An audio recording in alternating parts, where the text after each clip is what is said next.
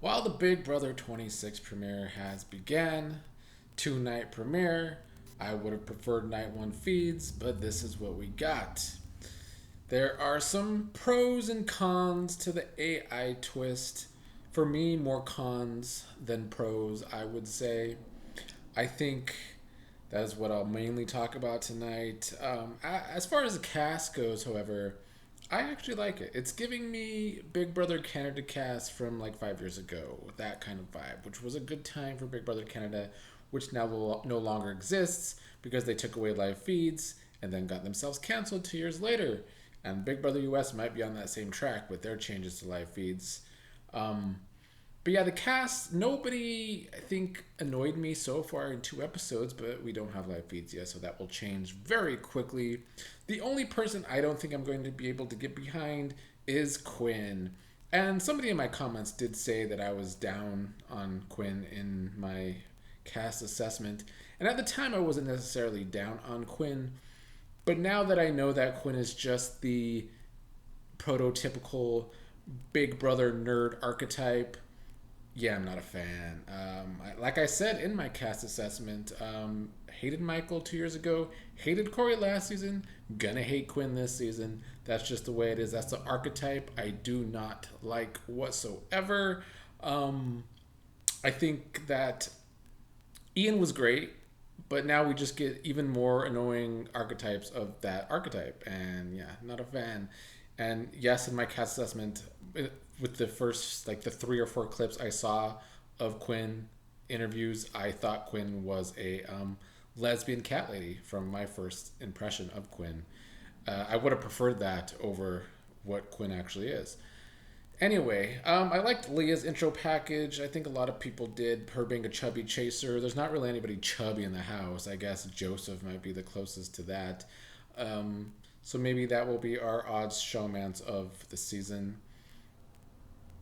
I didn't hate Kenny yet. He reminds me of Bill Goldberg, a professional wrestler.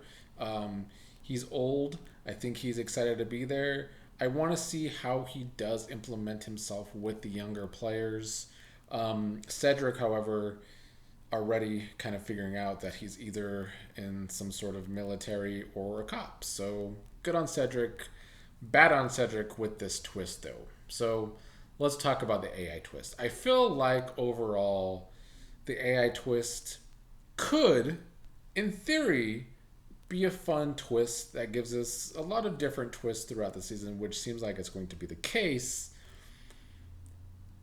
I have two big gripes, and I guess one of my biggest gripe is it's 100% going to be used for production to interfere with the game more than ever. And we all know that they interfere with the game a ton as it is.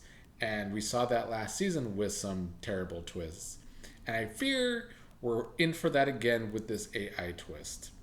My next biggest gripe is that the way they set it up with the whole Ainsley, we're going to vote Ainsley into the house, or do you want to vote Ainsley into the house? And a lot of people have talked about this, I think, or they should have, that it is making people be in trouble for trying to play a smart game.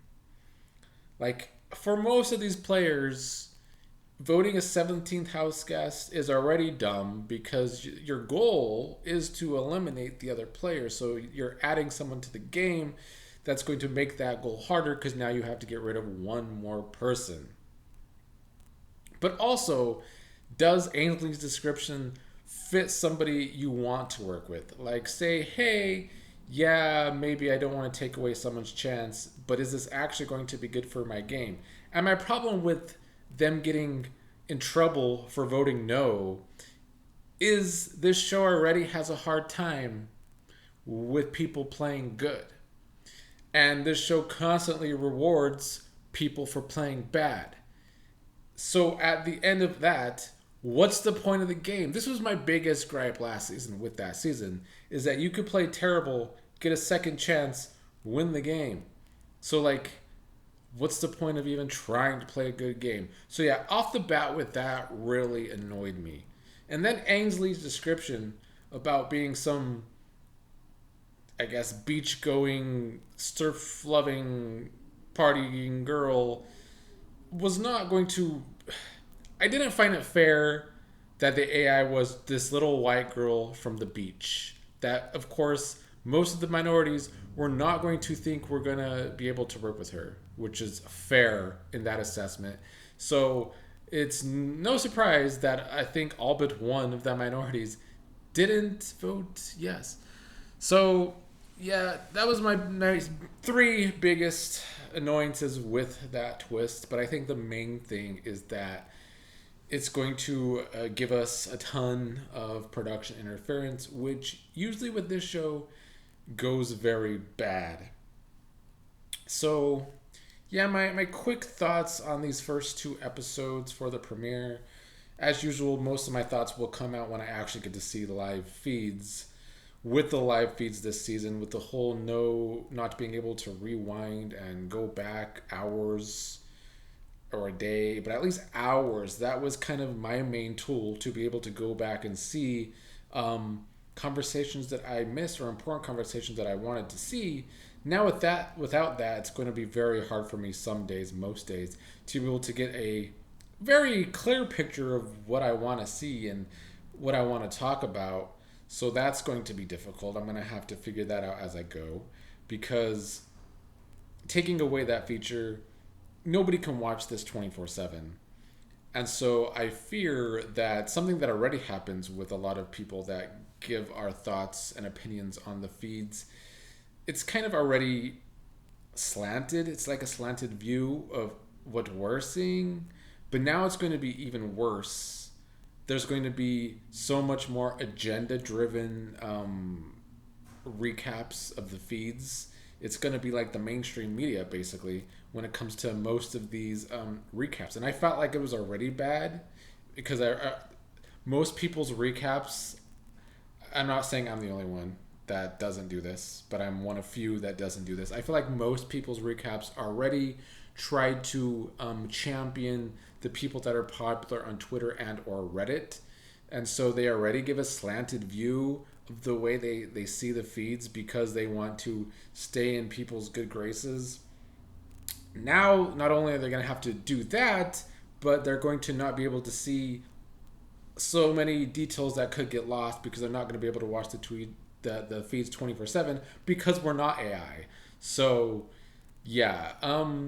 But we'll see. Some days are going to be better than others for my recap, and I'm going to try and, be as real as possible with what I do see and what I do not see. I know there's a lot of people trying to record and post feeds elsewhere, so hopefully I could find some of that to recap the feeds. But for now, I'm going to have to just talk about what I see when I'm able to watch the feeds.